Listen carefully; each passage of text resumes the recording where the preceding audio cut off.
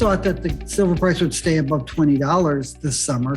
We were saying we thought the price would come down. We thought that it'd find support around $20, $21, and obviously it hasn't. It's gone a lot lower. So that tells us that these are pretty attractive prices at which to be accumulating silver as a longer-term investor.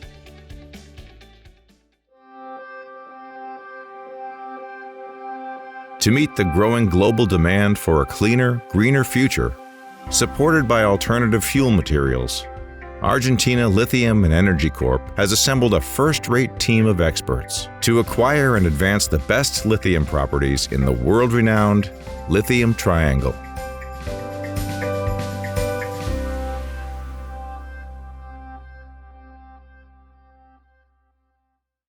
Welcome back to Inside the Markets, official podcast at StockPulse.com. And joining me today, I've got Jeffrey Christian from the CPM Group. And Jeff, I'll be seeing you here in Spokane, and I guess T-minus 20 days or so.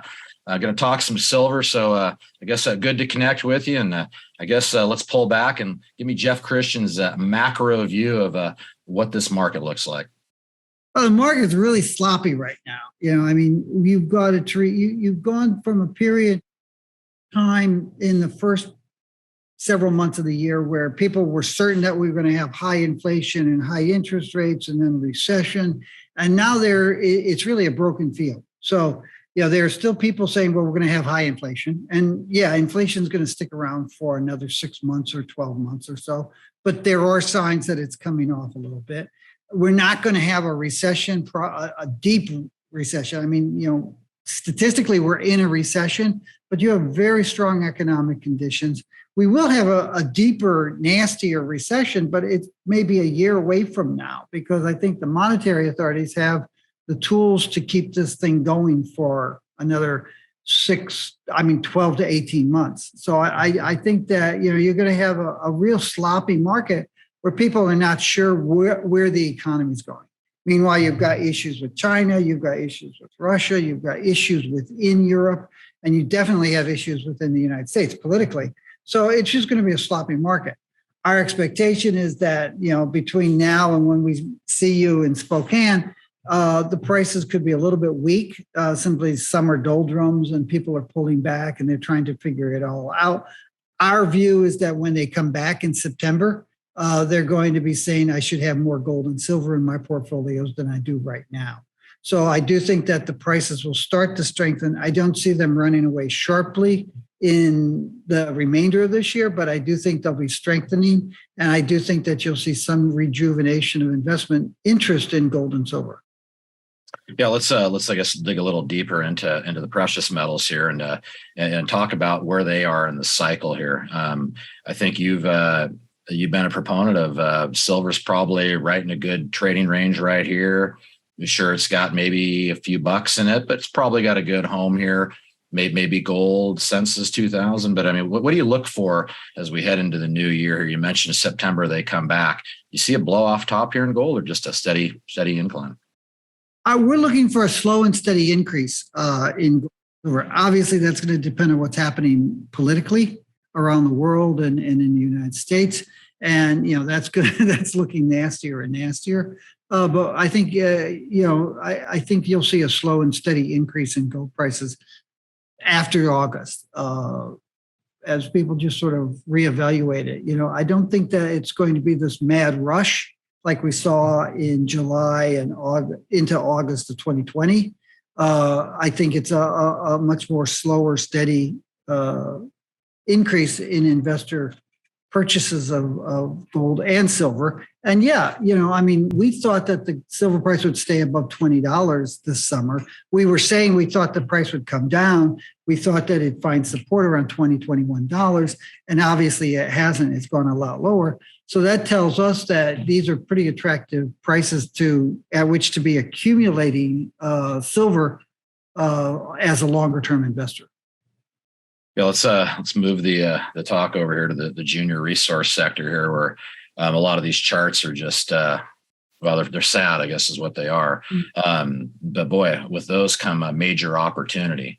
So I know you're very involved with some of these companies here, and you've got some nice names. Feel free to talk about anyone that you like.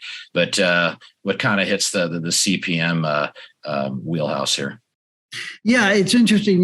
Years ago, maybe about 10, 12 years ago, maybe longer, I actually wrote it down. I was giving a talk about or interview about juniors, and I was saying these are lucrative but treacherous waters in which to swim. And that's exactly what they are. And, I wrote it down. I said, that'd be a good title for my memoirs if I ever write them. Lucrative but treacherous waters. You have the potential of really hitting some home runs with some of these companies. And you have to look at the management. And I'm not going to name names because that's not my game. But if you buy our silver yearbook or our gold yearbook and you look at the sponsors, you can see some of the names that are in there. If we go by management, you can have really great management and no properties and build a silver mining company or a gold mining company. It's happened over and over again. You can have a fabulous deposit with bad management and it goes nowhere for decades. And the world is populated with those kinds of properties. One of the things that we always look for are those kinds of properties that have been attractive and have been known for a long period of time, but they've been managed or owned or controlled by people who don't have the management capacity to move the properties forward, and they don't have the financing. And we watch those companies and those properties, and when we see controllable in those properties change hands to go to competent management, that's where we get really excited. And we've done very well by identifying them. It's kind of rare. It's sort of like trout fishing. You can be out there, casting all day long, but if you wait until you see, somebody start feeding, that's the time to fish. And you just have to be very patient and watch, because there are a lot of very interesting properties that have gone undeveloped for decades because they just haven't had the managerial and capital resources to move them forward. And when you see the board finally say, hey, we got to get somebody in here who can really build this thing, that's when it gets really interesting. Yeah. So I guess let's talk a little about what you're going to talk about in Spokane here. Investors are certainly looking for ideas, advice. You painted a picture of inflation going on for a year. I think you're probably pretty kind there. I hope you're right. But what are you going to be talking about, Jeff? Well, yeah, I guess I'm doing three things at the Silver Symposium. We're really excited. The first thing is I'll give a talk on what I'm calling the real silver market. So let's talk about a realistic view of silver, total supply, mine production and scrap, fabrication demand, investment demand, inventories. Those are the four verticals, pillars that we have in our silver market. And we'll go through those things and we'll give rational, credible data and analysis about them. And we'll avoid, some of the things that you hear about wildly inflated investment demand figures and overworlds running out of silver. The second thing we're doing is we're having that open forum where people can just ask us questions. So they can come in and, there are a lot of people who have legitimate questions that ask us like, hey, how is it that the U.S. Treasury manages its gold and silver purchases for its coins? And we can talk about that sort of stuff. And how is it that we, talk to me about forwards and hedging and what the bullion banks do and why are there bullion banks and who owns these shorts, et cetera, et cetera. And you have an hour-long open forum where you can just ask us those questions. And then we have this evening on where I will give a talk about the evidence pro and against silver conspiracy theories. And then I'm going to be joined by Bob Coleman, who's really a sharp fellow in terms of wealth management and precious metals management, and Matthew Hunter, who is the retired former head of market surveillance at the CFTC. And, the CFTC has traditionally, prior to Matt's arrival, had relatively weak market oversight and enforcement. And Gary Gensler, who doesn't necessarily get along with me, I don't know why, but Gary came in as a CFTC head, and he brought in Matt. He said to Matt, what does it take to get you to move from the FERC, the Federal Energy Regulatory Commission, to the CFTC. And Matt said, I want to have control to get the budget. I want a budget to get computers, and I want staff that can do this stuff. And Matt built a really fabulous surveillance group. And if you look at the number of surveillance, not surveillance, but market issues that the CFTC has pursued, they shot up once Matt developed that supervisory capacity to look at who's doing what. And the CFTC has enormous resources that people don't realize, and they use them. So they're watching these guys all the time. And it's funny because, a lot of the people who don't really know what they're talking about talk about how the bullion banks jerk them around the markets. And yeah, some bullion banks do that. And we have seen spoofing issues. And interestingly, as I pointed out last week in our video, spoofing goes both ways. When you're spoofing a market, you'll spoof it higher and you'll spoof it lower. And last year when I was at your symposium, I pointed out that there are more outsized moves up that go unexplained than there are down.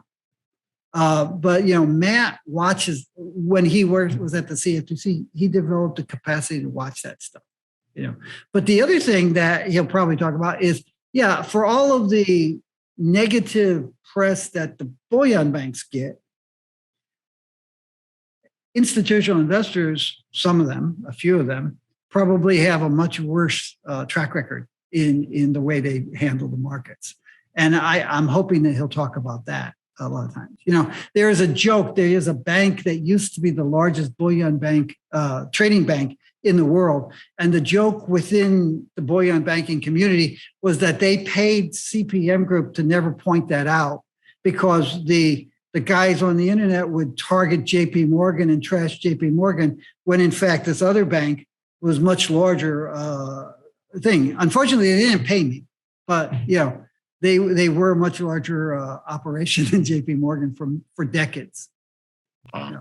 Well, a lot to look forward to when I see you here in a few weeks. So I appreciate that. And Jeff, how do people find your videos and anything you're writing up? You can go to cpmgroup.com on the internet, and that's our website. And we do have videos that we store there, as well as other reports and presentations and stuff like that. And then we post our videos on YouTube. So you can go to YouTube and search CPM Group, and you'll find twice weekly videos for the last couple of years. Okay. Well, appreciate the time here. Look forward to seeing you. We'll have a coupon code there for the CPM Group to get a discount to admission to the conference here to come see Jeff speak. So Jeff, again, appreciate the time. See you in Spokane soon.